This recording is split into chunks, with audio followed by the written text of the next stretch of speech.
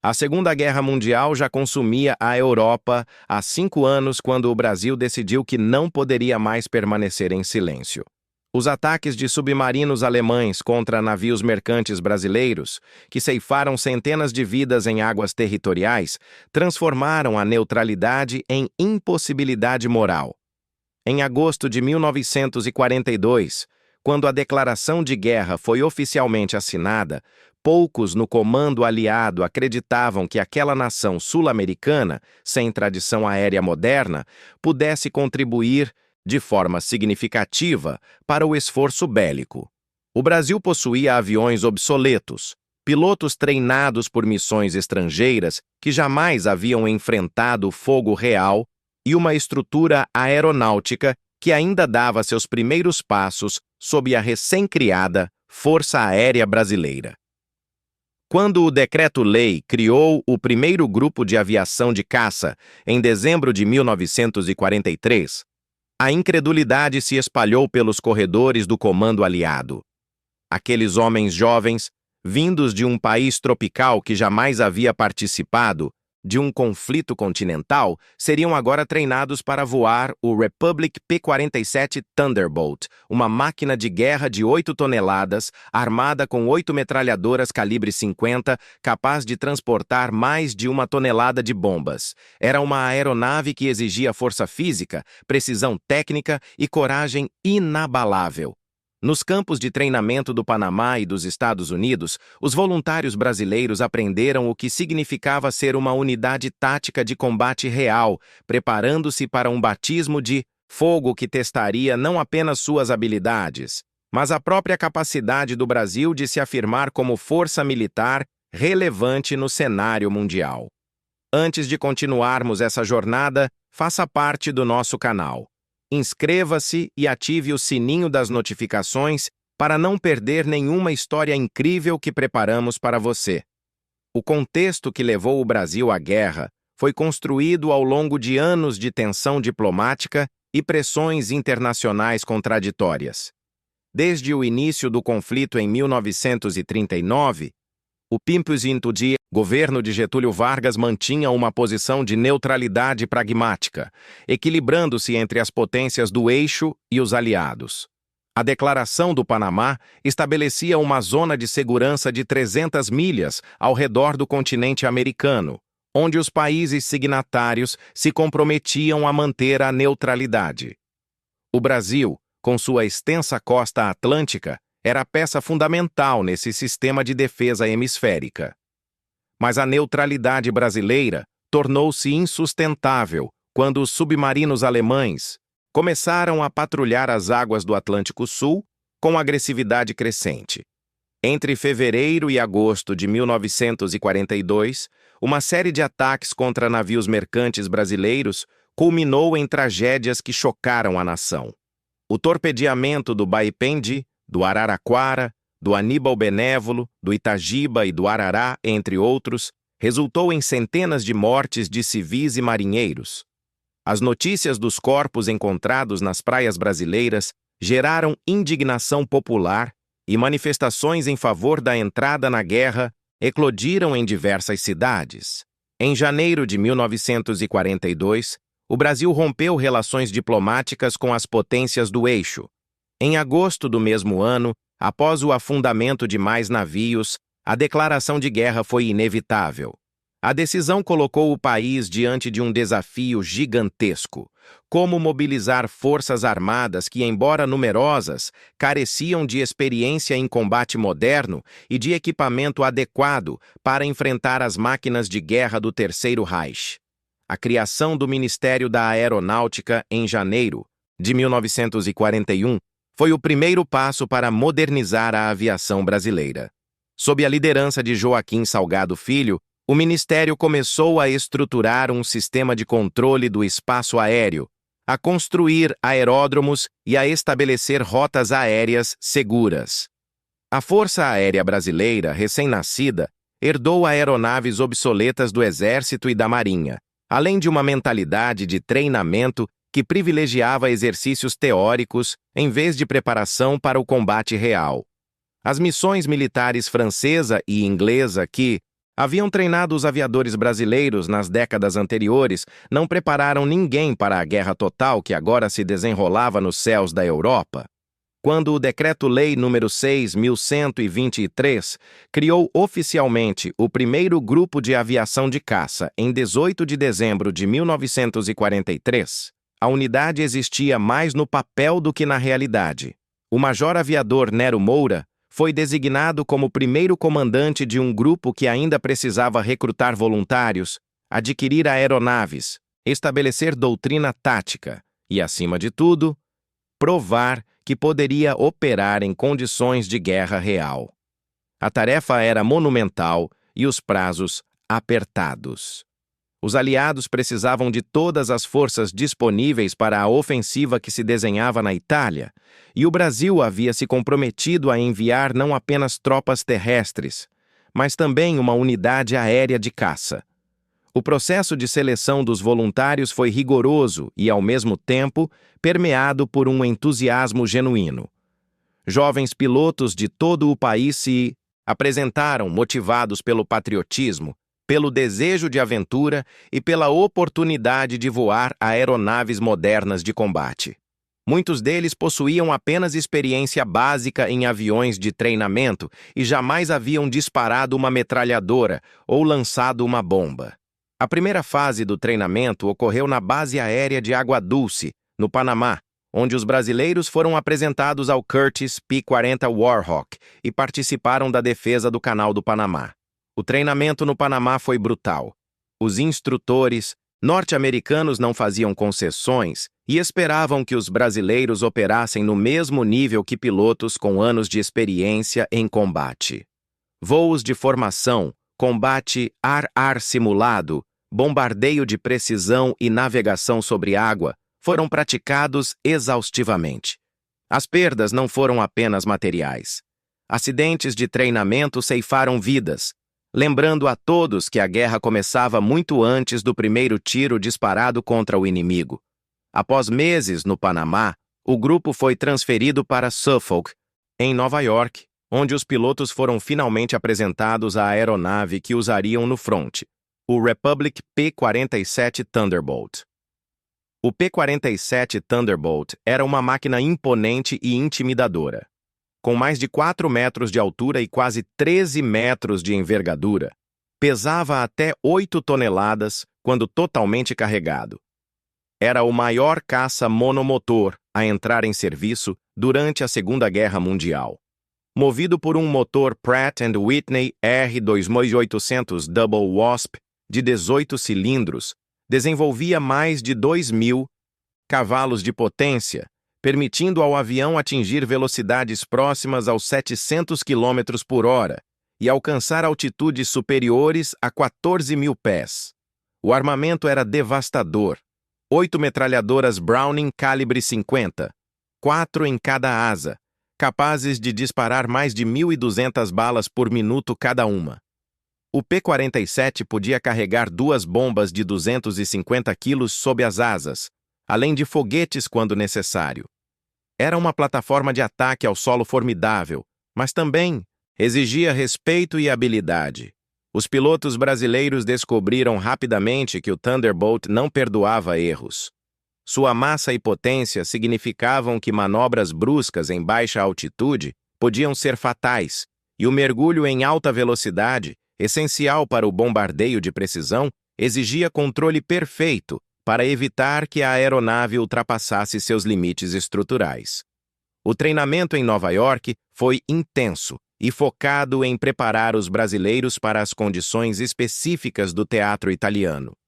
Os instrutores enfatizaram as táticas de ataque ao solo, pois a superioridade aérea aliada na Itália significava que os pilotos enfrentariam poucos caças inimigos, mas estariam constantemente sob o fogo da artilharia antiaérea alemã. A Flak, abreviação de Fliegerabwehrkanone, era a maior ameaça que os pilotos de P-47 enfrentariam. Os alemães haviam desenvolvido um sistema de defesa antiaérea extremamente eficaz, com canhões de diversos calibres posicionados para criar barragens de fogo em altitudes específicas. Os projéteis explodiam em nuvens de estilhaços metálicos que podiam destruir motores, romper linhas hidráulicas, perfurar tanques de combustível e ferir pilotos. Voar através da flak exigia coragem, mas também disciplina tática. Os pilotos aprenderam a variar altitudes, a não seguir padrões previsíveis e a executar ataques rápidos e precisos para minimizar a exposição ao fogo inimigo.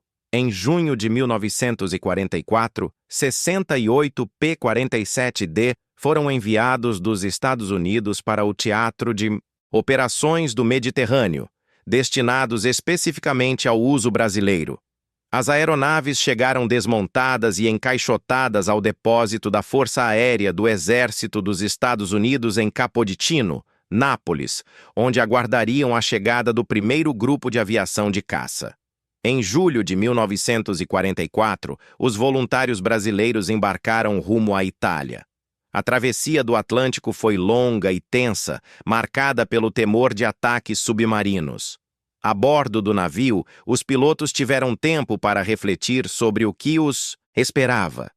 Muitos jamais haviam deixado o Brasil antes do treinamento nos Estados Unidos e agora se dirigiam para um continente devastado por anos de guerra total.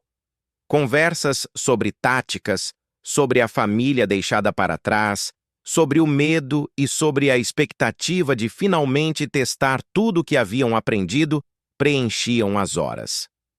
Foi durante essa viagem que o símbolo do grupo foi criado. O emblema mostrava um avestruz segurando uma arma, sobre um fundo vermelho que representava a guerra, com a moldura nas cores verde e amarela simbolizando o Brasil.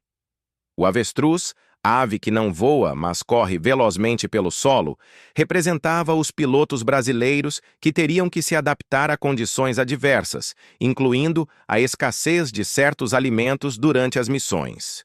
O grito de guerra "Senta a pua" nasceu da criatividade de um dos pilotos e rapidamente se tornou o lema não oficial do grupo, representando a agressividade e a determinação com que os brasileiros planejavam executar suas missões. O desembarque em Livorno ocorreu em 6 de outubro de 1944. Os brasileiros foram recebidos com curiosidade e, em alguns casos, com ceticismo discreto. As forças aliadas já operavam na Itália havia mais de um ano, enfrentando uma resistência alemã feroz e bem organizada.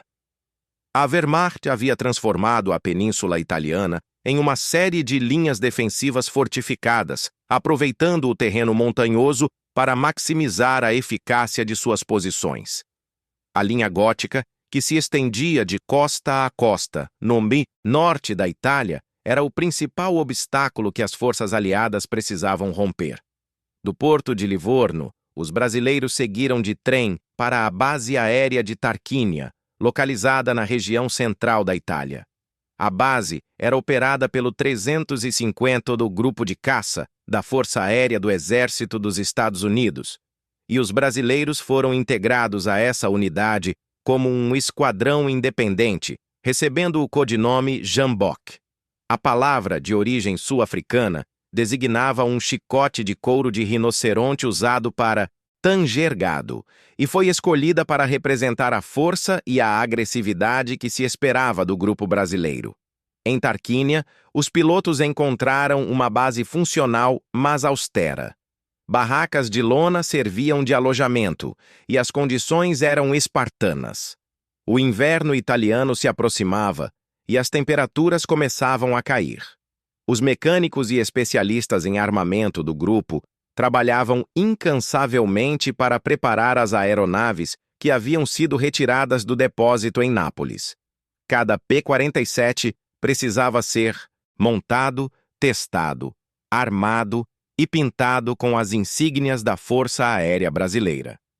O início das operações foi marcado por cautela e aprendizado. Em 31 de outubro de 1944, os pilotos brasileiros voaram suas primeiras missões de guerra, não como unidade independente, mas agregados a esquadrilhas dos 3 esquadrões norte-americanos que compunham o 350º Grupo de Caça. Voar como ala de pilotos experientes permitiu que os brasileiros se acostumassem com o ambiente de combate real, com a navegação sobre território inimigo, com a identificação de alvos e com a execução de ataques sob fogo antiaéreo. As primeiras missões foram de reconhecimento armado, patrulhando estradas e ferrovias em busca de alvos de oportunidade. Os pilotos aprenderam rapidamente a identificar comboios de suprimentos, concentrações de tropas, depósitos de munição e posições fortificadas. Também aprenderam a respeitar a Flak alemã. Em 6 de novembro de 1944, apenas uma semana após o início das operações, o primeiro grupo de aviação de caça sofreu sua primeira perda. O segundo tenente aviador, John Richardson Cordeiro e Silva, foi derrubado pela artilharia antiaérea nas imediações de Pianoro, enquanto voava como número 4 em uma esquadrilha do 347 no Esquadrão de Caça. Seu P-47 foi atingido e caiu em linhas aliadas. A morte de Cordeiro e Silva foi um choque brutal para o grupo. Ele tinha apenas 22 anos e era filho de um dos fundadores do Aeroclube do Rio de Janeiro. A perda confirmou o que todos sabiam, mas poucos haviam internalizado completamente. A guerra era letal, e a Flak alemã não fazia distinção entre novatos e veteranos. No dia seguinte à morte de Cordeiro e Silva, o grupo sofreu outra perda. O segundo tenente aviador, Odegaard Olsen Sapucaia, morreu em um acidente de treinamento quando os controles de seu P-47 travaram durante manobras evasivas simuladas. A combinação de uma morte em combate e outra em acidente de treinamento em menos de 48 horas foi devastadora para o moral. Os comandantes intensificaram os briefings de segurança e as sessões de debriefing após cada missão, mas todos sabiam que a guerra não oferecia garantias. Em 11 de novembro de 1944, o primeiro grupo de aviação de caça voou pela primeira vez como unidade independente, com esquadrilhas compostas exclusivamente por pilotos brasileiros e alvos designados especificamente para o grupo. Foi um momento de afirmação e de responsabilidade. Os brasileiros não eram mais aprendizes voando sob a supervisão direta dos norte-americanos. Eram agora uma unidade de combate operacional, com responsabilidades táticas próprias. As missões iniciais como unidade independente foram bem-sucedidas, e a confiança começou a crescer. Em 4 de dezembro de 1944, o grupo foi transferido para Pisa, 200 quilômetros ao norte de Tarquínia e mais perto da linha de ação. A mudança colocou os brasileiros em posição mais favorável para atacar as linhas de comunicação alemãs no Vale do Po, área vital para o esforço de guerra do Eixo na Itália. Pisa tornou-se a base de operações permanente do primeiro grupo de aviação de caça até o final da guerra. A cidade, famosa por sua torre inclinada, estava parcialmente destruída pelos combates, mas oferecia infraestrutura superior à de Tarquínia. Os brasileiros ocuparam alguns dos principais prédios da cidade, estabelecendo alojamentos, oficinas de manutenção, depósitos de munição e salas de operações. A rotina de combate se intensificou. Missões eram despachadas diariamente, às vezes várias por dia, dependendo das condições meteorológicas e das necessidades táticas do comando aliado. Os pilotos acordavam antes do amanhecer para os briefings, onde recebiam informações sobre os alvos do dia, as rotas de aproximação, as defesas antiaéreas conhecidas e os procedimentos de emergência. Após o briefing, seguiam para o pátio de estacionamento, onde os mecânicos já haviam preparado os P-47, abastecido os tanques de combustível, carregado as metralhadoras e instalado as bombas. A decolagem era o momento de maior tensão. Com mais de 3 toneladas de carga bélica e combustível, o P-47 exigia toda a extensão da pista para ganhar velocidade suficiente e decolar. Uma falha de motor nesse momento crítico significava morte quase certa. Uma vez no ar, as esquadrilhas se formavam e seguiam para seus alvos, voando em altitudes que variavam de acordo com a missão e as condições meteorológicas. As missões de ataque ao solo eram brutais e exigiam precisão cirúrgica. Os alvos típicos incluíam pontes sobre rios que os alemães usavam para mover tropas e suprimentos, estradas ocupadas por comboios militares, estações ferroviárias, depósitos de combustível e munição e fortificações de campanha. O procedimento padrão envolvia uma aproximação em altitude média, seguida por um mergulho acentuado em direção ao alvo. Durante o mergulho, o piloto alinhava o avião usando as miras ópticas, acionava as metralhadoras para suprimir as defesas antiaéreas e, no momento crítico, lançava as bombas. Imediatamente após o lançamento, o piloto puxava o manche para recuperar a aeronave do mergulho, aplicando força G significativa enquanto ganhava altitude novamente. Era durante esses momentos de vulnerabilidade máxima, quando o P-47 estava em trajetória previsível e a baixa altitude, que a flak alemã era mais letal. Os alemães posicionavam canhões antiaéreos ao redor de alvos estratégicos, criando zonas de morte onde o volume de fogo era tão intenso que atravessá-las intacto era questão de sorte tanto quanto de habilidade. Os projéteis de flak explodiam em altitudes predeterminadas, criando nuvens de fragmentos metálicos que rasgavam fuselagens, perfuravam asas e destruíam sistemas vitais. Muitos P-47 retornavam à base com buracos nas asas, na cauda ou na fuselagem, testemunhos silenciosos da ferocidade da defesa alemã. Em 10 de fevereiro de 1945, uma esquadrilha brasileira retornando de missão descobriu uma concentração de caminhões alemães em movimento. O ataque foi imediato e devastador. 80 caminhões foram destruídos, juntamente com 3 edifícios que serviam como depósitos. A missão demonstrou a eficácia dos brasileiros em missões de reconhecimento armado, onde a flexibilidade tática e a capacidade de identificar e atacar alvos de oportunidade eram essenciais. 10 dias depois, em 20 de fevereiro de 1945, o primeiro grupo de aviação de caça desempenhou papel fundamental no apoio à Força Expedicionária Brasileira durante a conquista de Monte Castelo. A Batalha por Monte Castelo foi uma das mais sangrentas da participação brasileira na guerra. As tropas terrestres enfrentavam resistência alemã feroz em terreno montanhoso coberto de neve. O apoio aéreo fornecido pelos P-47 foi crucial para quebrar as defesas inimigas. Os caças atacaram posições fortificadas, depósitos de suprimentos e rotas de reforço, permitindo que as tropas terrestres avançassem.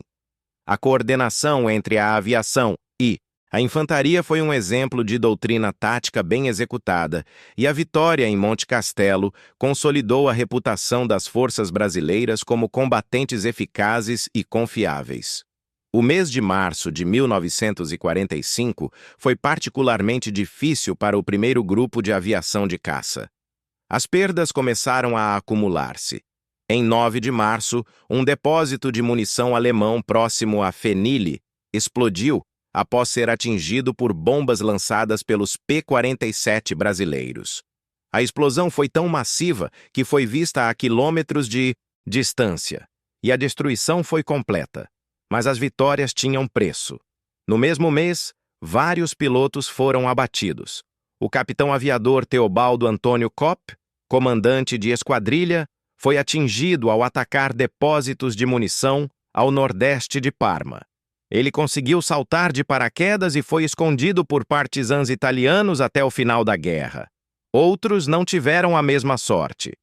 O primeiro-tenente aviador Otton Correa Neto saltou de paraquedas após ser atingido pela flak, mas acabou capturado pelos alemães.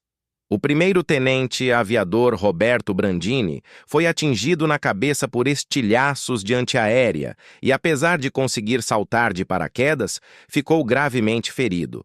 Ele foi operado por médicos alemães em Verona e permaneceu prisioneiro até o fim da guerra. Cada perda reduzia o efetivo operacional do grupo. Sem substitutos, chegando da retaguarda, os pilotos remanescentes eram obrigados a voar cada vez mais missões, acumulando fadiga física e psicológica. Muitos pilotos superaram 80 missões de combate, um número extraordinário que refletia tanto a dedicação quanto a falta de rotação de pessoal.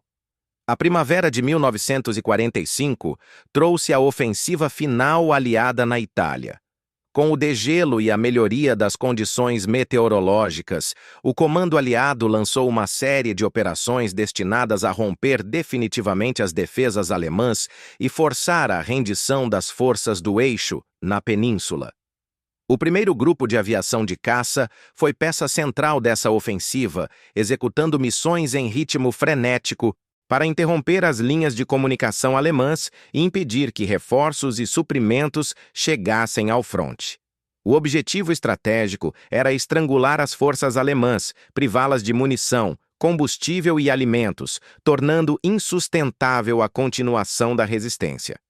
Os brasileiros atacaram pontes, estradas, ferrovias, comboios de caminhões, locomotivas, depósitos de combustível e depósitos de munição com precisão e determinação.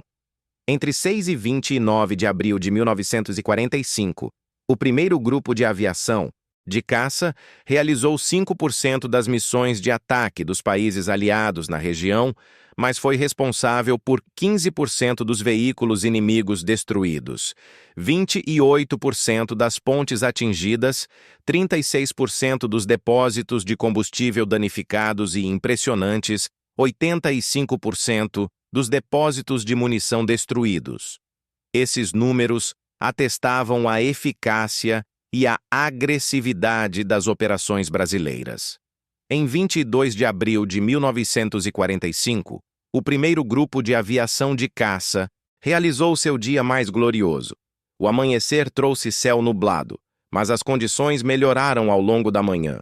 As 3 esquadrilhas operacionais do grupo, identificadas pelas cores verde, azul e vermelha, decolaram a partir das 8h30 da manhã com objetivos ambiciosos. A primeira missão foi atacar estruturas e veículos próximos a San Benedetto. Pouco depois, outra esquadrilha decolou em direção ao sul de Mantua para uma missão de reconhecimento armado.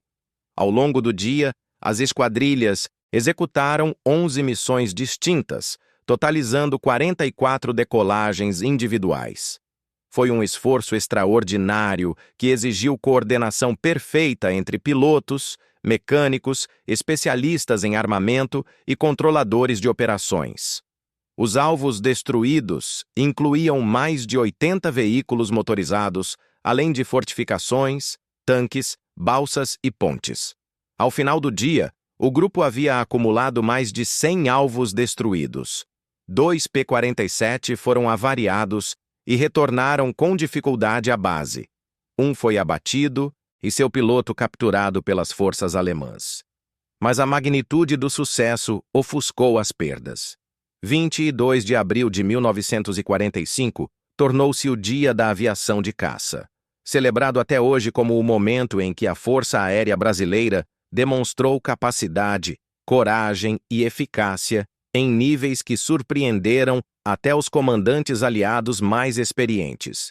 Os dias seguintes mantiveram o ritmo operacional elevado. Em 26 de abril, o primeiro-tenente aviador Luiz Lopes Dornelles foi abatido durante um ataque a um comboio de locomotivas carregadas de munições e armamentos alemães. Seu P-47 foi atingido pela artilharia antiaérea e caiu em Alessandria, chocando-se a poucos metros da Escola Liceu Científico Galileu Galilei. Dornelles havia completado 89 missões de combate e era um dos pilotos mais experientes do grupo. Sua morte, tão próxima do fim da guerra, foi especialmente dolorosa. Em 3 de maio de 1945, as hostilidades na Itália cessaram oficialmente. As forças alemãs se renderam e a guerra no teatro italiano chegou ao fim. O primeiro grupo de aviação de caça pôde finalmente fazer o balanço de suas atividades. Foram 2.546 saídas ofensivas e 4 defensivas, totalizando 445 missões em 184 dias de operação. Mesmo sendo responsável por apenas 5% do total de missões montadas pelo 22º Comando Aéreo Tático Aliado, os brasileiros destruíram números desproporcionalmente altos de alvos estratégicos. A explicação para essa eficácia estava na combinação de treinamento rigoroso, agressividade tática, manutenção excepcional das aeronaves e determinação pessoal dos pilotos e da equipe de apoio. 22 P-47 foram perdidos em combate ou acidentes durante a campanha. Cada aeronave perdida representava não apenas material bélico, mas também, em muitos casos, a vida de um piloto. 8 pilotos morreram em ação, outros foram capturados e vários ficaram feridos. Mas muitos sobreviveram a situações extraordinárias. A história do segundo tenente aviador Danilo Marques Moura tornou-se lendária. Abatido pela Flak alemã durante uma missão para destruir uma ponte na região de Castelfranco, Danilo saltou de paraquedas e caiu em linhas inimigas. Durante um mês, ele caminhou aproximadamente 300 quilômetros através do território ocupado, contrariando todas as regras de fuga que havia aprendido durante o treinamento. Em vez de evitar estradas principais e áreas povoadas, Danilo atravessou o Vale do Pó pelas vias principais, pedindo cigarros aos soldados alemães, implorando água em casas e escondendo-se em montes de feno quando necessário. Sua audácia e improviso permitiram que ele escapasse e retornasse à base em Pisa, onde foi recebido como herói. A história de Danilo deu origem à Ópera do Danilo, encenada todos os anos no Dia da Aviação de Caça, como celebração da coragem e da criatividade sob pressão extrema. Outros pilotos também tiveram experiências marcantes. O capitão aviador Joel Miranda, líder da Esquadrilha Amarela, foi abatido em missão e conseguiu sobreviver escondido com partisãs enquanto era dado como desaparecido. Ele combateu ao lado dos resistentes italianos até que as linhas aliadas avançaram e ele pôde retornar ao grupo. Essas histórias de sobrevivência e resistência consolidaram a reputação dos aviadores brasileiros não apenas como pilotos competentes, mas como homens de coragem excepcional. A relação entre os pilotos brasileiros e a população italiana foi outro aspecto notável da campanha. Os italianos, cansados de anos de guerra e ocupação, viam os brasileiros como libertadores. Muitos civis arriscaram suas vidas escondendo pilotos abatidos, fornecendo informações sobre as posições alemãs e oferecendo apoio logístico sempre que possível. Essa solidariedade criou laços que perduram até hoje, com cidades italianas como Montese, Alessandria e Pianoro, realizando cerimônias anuais em homenagem aos brasileiros que lutaram pela libertação da Itália. A primeira esquadrilha de ligação e observação, que operou em conjunto com o primeiro grupo de aviação de caça, também desempenhou papel crucial. Equipada com aeronaves leves, Piper L-4H, a esquadrilha realizou 684 missões em quase 200 dias de operação. Suas tarefas incluíam observação do campo de batalha, reconhecimento aéreo, missões de ligação entre unidades e, especialmente, regulagem de tiro de artilharia. Voando baixo e lento sobre o território inimigo, os pilotos da primeira esquadrilha de ligação e observação enfrentavam riscos imensos, mas suas informações permitiam que a artilharia divisionária da Força Expedicionária Brasileira atacasse alvos com precisão mortal. A integração entre aviação de caça, aviação de observação e forças terrestres foi um exemplo de cooperação interarmas que contribuiu significativamente para o sucesso das operações brasileiras na Itália.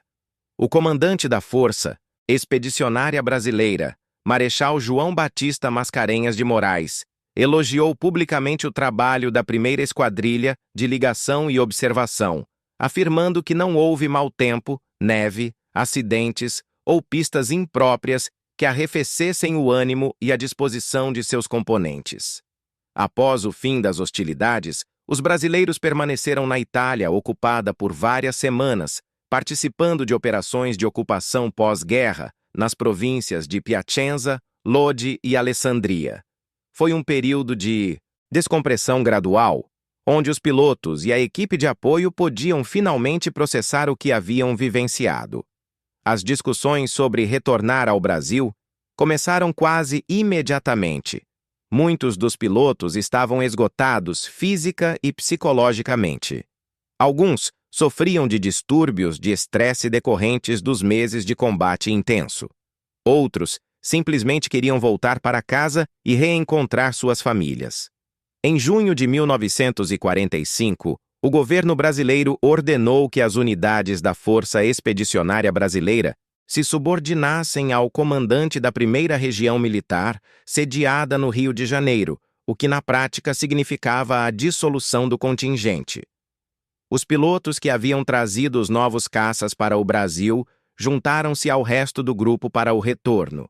Em julho de 1945, os primeiros contingentes começaram a embarcar de volta para o Brasil. A chegada ao Rio de Janeiro foi triunfal. Os pilotos e membros da Força Expedicionária Brasileira foram recebidos pelo presidente Getúlio Vargas e pelo Alto Comando da Força Aérea Brasileira. Condecorações foram distribuídas, homenagens realizadas e um grande desfile popular foi organizado, culminando na Praça Mauá. O evento ficou conhecido como a Parada da Vitória e reuniu milhares de pessoas que saíram às ruas para celebrar os heróis que haviam lutado pela democracia e pela liberdade na Europa. A herança do primeiro grupo de aviação de caça transcendeu os números e as estatísticas de combate. A experiência adquirida na Itália estabeleceu as bases doutrinárias da aviação de caça brasileira nas décadas seguintes. Os pilotos que sobreviveram tornaram-se instrutores, comandantes e líderes que moldaram gerações futuras de aviadores. A mentalidade de combate, a disciplina tática e o profissionalismo que caracterizaram as operações na Itália foram incorporados à cultura da Força Aérea Brasileira. Em 1986, 41 anos após o fim da guerra, os feitos do primeiro grupo de aviação de caça foram reconhecidos mais uma vez. O grupo recebeu a Citação Presidencial de Unidade, comenda concedida pelo governo dos Estados Unidos. Além do grupo brasileiro, apenas 2 unidades estrangeiras receberam essa honraria, ambas da Força Aérea Australiana. A condecoração foi entregue pelo embaixador dos Estados Unidos no Brasil e pelo secretário da Força Aérea Americana em cerimônia que reuniu veteranos, autoridades e familiares dos que haviam lutado. Foi um reconhecimento oficial de que os brasileiros, apesar das dúvidas iniciais, haviam provado serem combatentes de elite, capazes de operar em níveis que igualavam ou superavam unidades muito mais experientes. A memória da participação brasileira na Segunda Guerra Mundial é preservada de diversas formas. Monumentos foram erguidos, museus mantêm acervos sobre a campanha, e cerimônias anuais celebram os feitos da Força Expedicionária Brasileira e do primeiro grupo de aviação de caça. Na Itália, cidades que foram libertadas com a participação brasileira mantêm viva a memória dos combatentes. Em Montese, onde a Força Expedicionária Brasileira travou uma das batalhas mais sangrentas, com mais de 400 baixas e 84 mortos, cerimônias anuais homenageiam os brasileiros. Em Alessandria, onde o tenente Dornelles caiu, uma lápide na parede da Escola Liceu Científico Galileu Galilei marca o local onde seu P-47 se chocou. Em Pianoro, onde o tenente Cordeiro e Silva foi abatido, autoridades brasileiras e italianas se reúnem anualmente para prestar homenagem ao primeiro piloto brasileiro a morrer em combate durante a guerra. Essas cerimônias não são apenas rituais simbólicos, são afirmações de que o sacrifício daqueles homens não será esquecido e de que os laços criados em meio à guerra continuam a unir Brasil e Itália. A análise estratégica da participação brasileira revela várias lições importantes.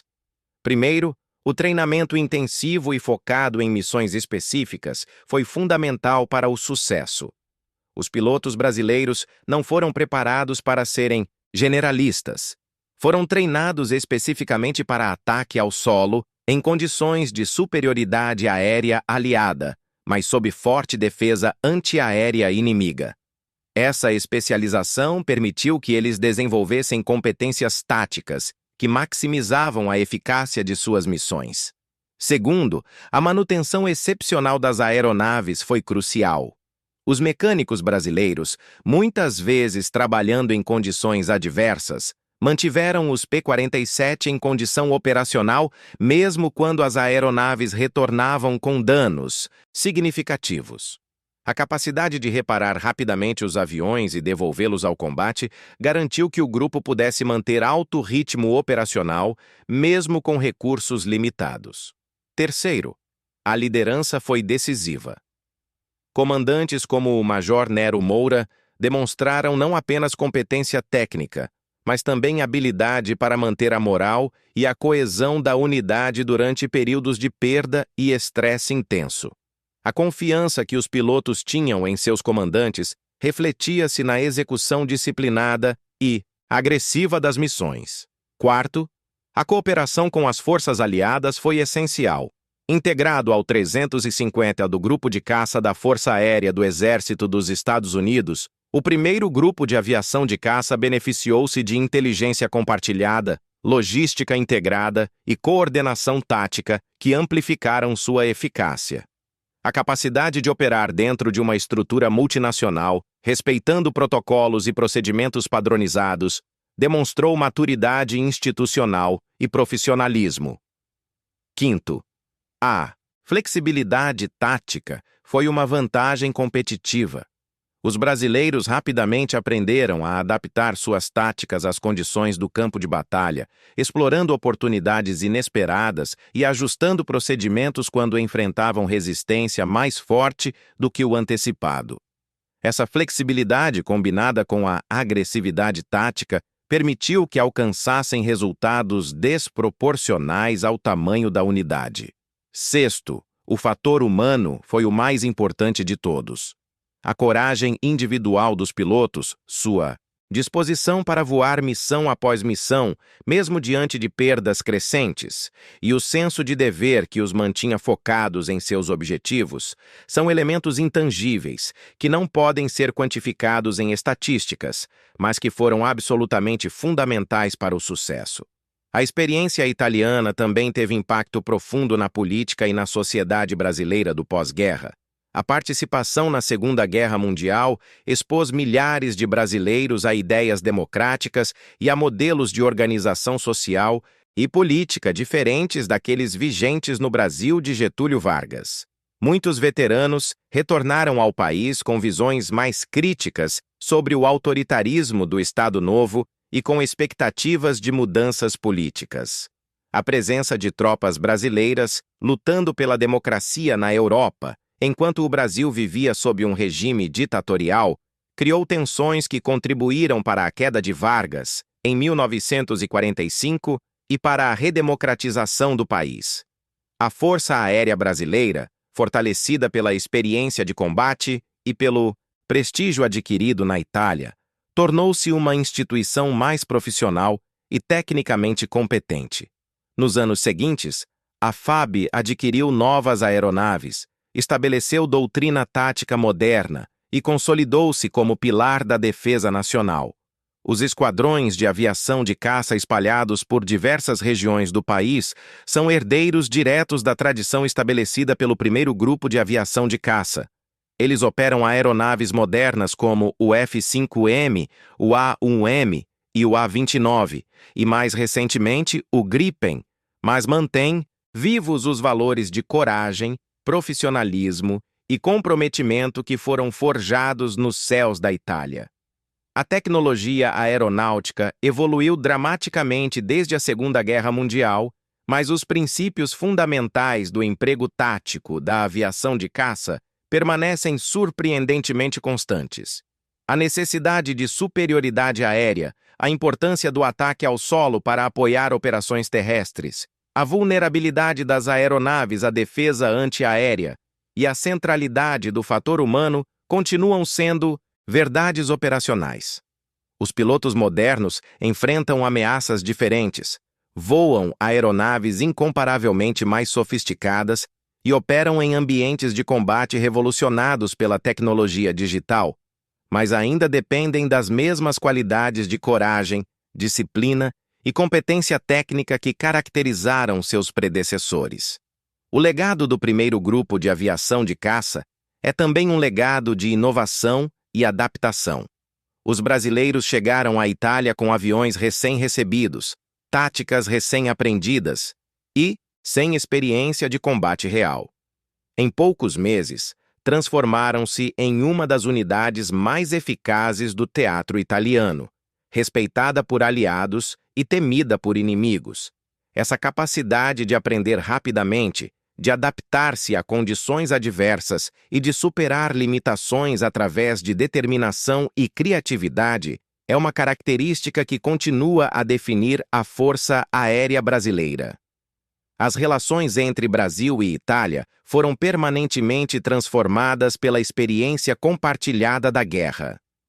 Os italianos, especialmente nas regiões onde os brasileiros combateram, desenvolveram profundo respeito e gratidão pelos soldados e aviadores que ajudaram a libertar seu país. Essa gratidão se manifesta nas cerimônias anuais, nos monumentos erigidos, nos nomes de ruas e praças dedicados aos brasileiros e nas relações pessoais que se desenvolveram entre veteranos e famílias italianas. Para os brasileiros, a experiência italiana foi transformadora. Muitos dos que lutaram na Itália eram jovens que jamais haviam saído do Brasil, que conheciam pouco do mundo além de suas cidades natais. A guerra os expôs a diferentes culturas, idiomas, sistemas políticos e formas de vida. Essa exposição ampliou horizontes e criou uma geração de brasileiros com perspectiva internacional mais desenvolvida.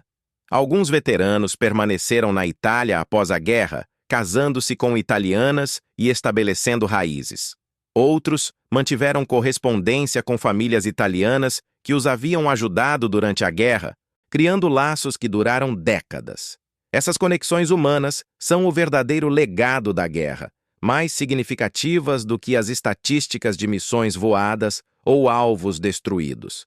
A dimensão humana da guerra é frequentemente obscurecida pelas narrativas estratégicas e táticas, mas é a mais importante. Cada piloto que decolava para uma missão sabia que poderia não retornar. Cada mecânico que preparava um avião sabia que estava enviando um camarada para o perigo. Cada comandante que despachava uma missão carregava o peso da responsabilidade pelas vidas sob seu comando. O estresse psicológico do combate aéreo era imenso.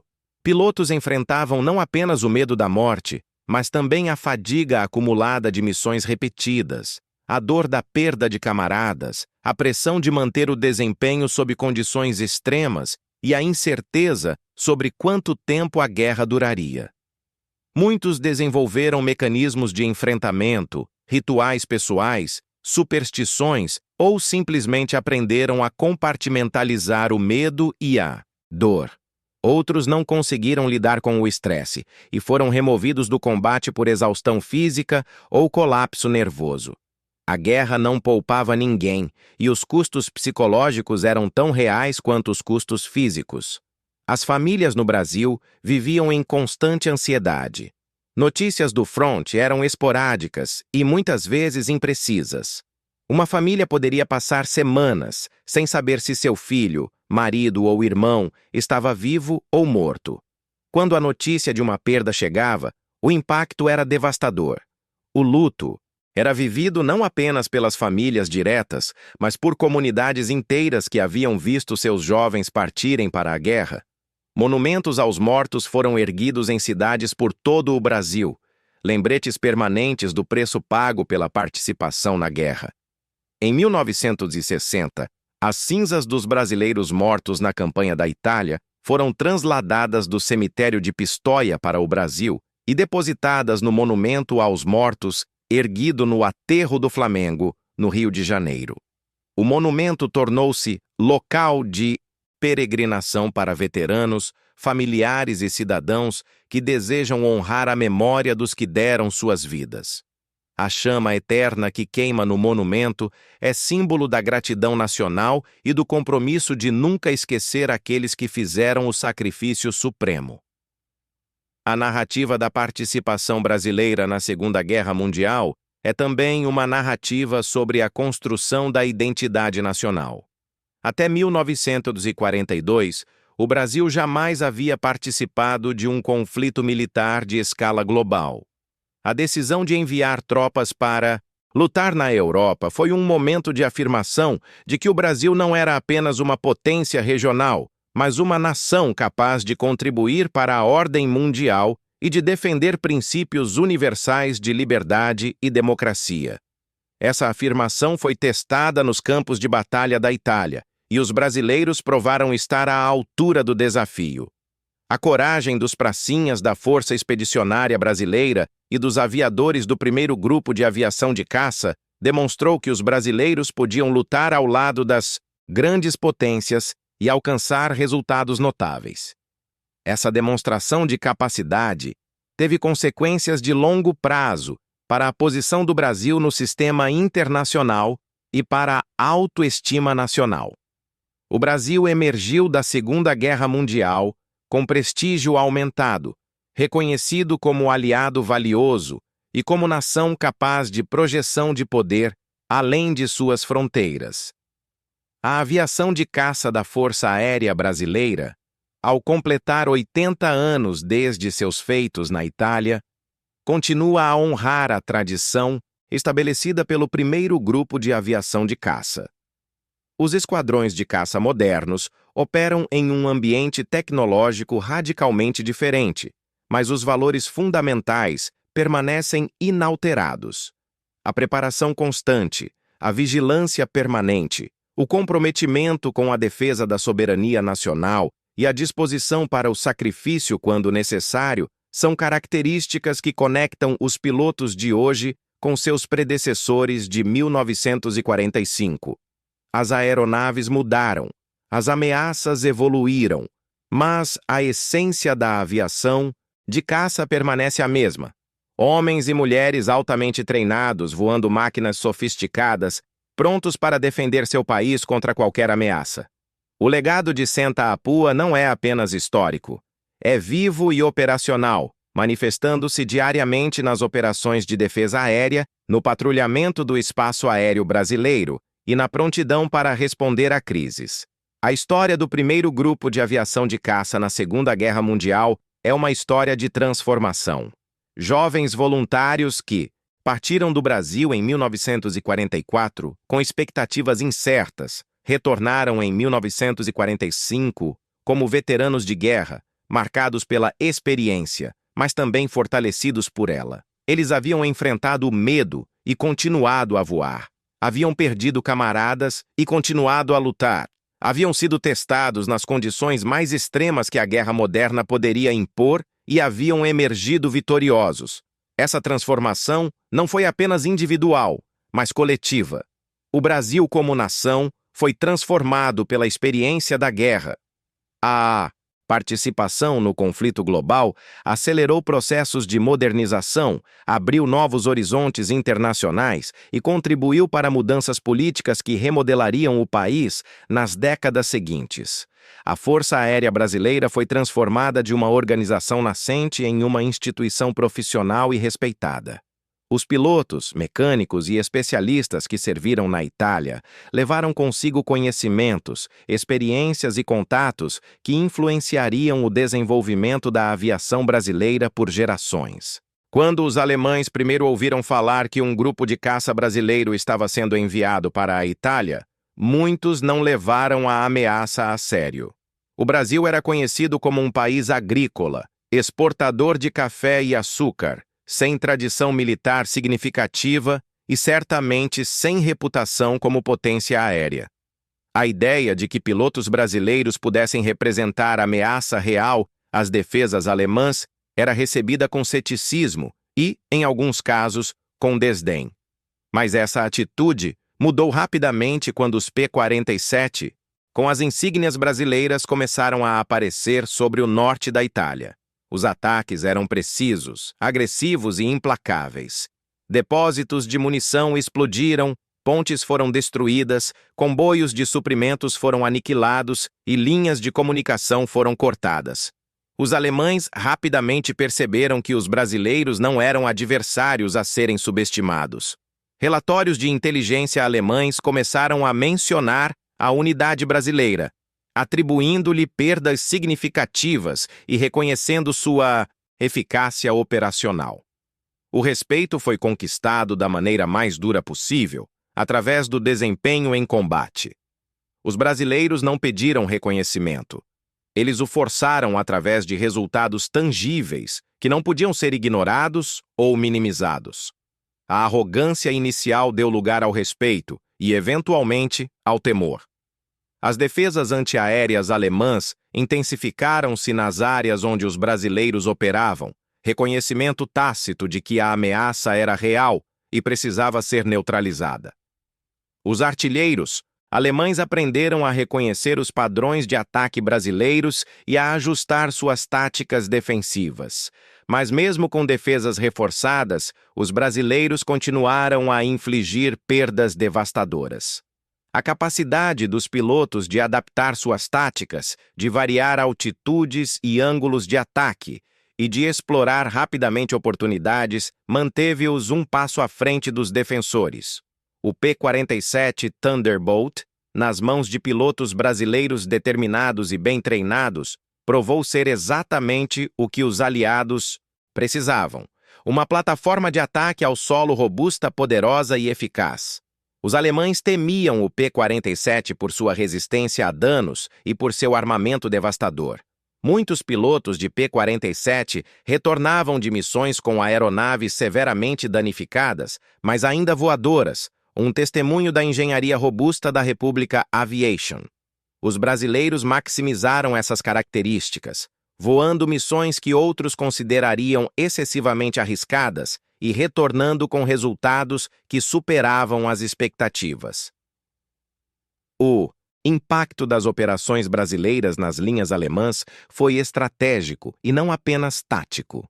Ao destruir depósitos de munição e combustível, os brasileiros forçaram os alemães a dispersar seus estoques, complicando a logística e reduzindo a eficiência operacional.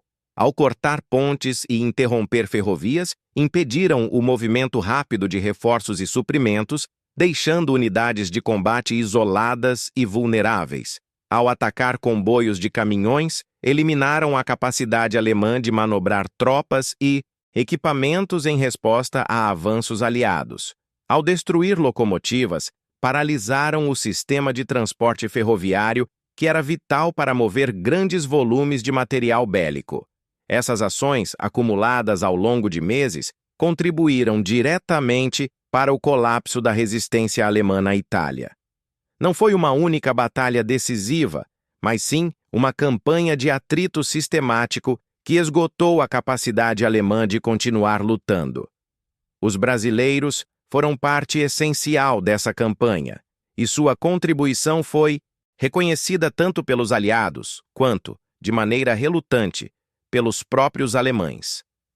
A rendição alemã na Itália, em 3 de maio de 1945, marcou o fim de uma campanha brutal que havia durado quase 2 anos. As forças aliadas, incluindo britânicos, americanos, canadenses, neozelandeses, poloneses, indianos, sul-africanos e brasileiros, haviam lutado através de montanhas, vales e planícies contra um inimigo determinado a defender cada metro de terreno. O custo foi imenso em vidas e material, mas a vitória foi completa. Para os brasileiros, foi a confirmação de que sua participação não havia sido simbólica, mas substancial.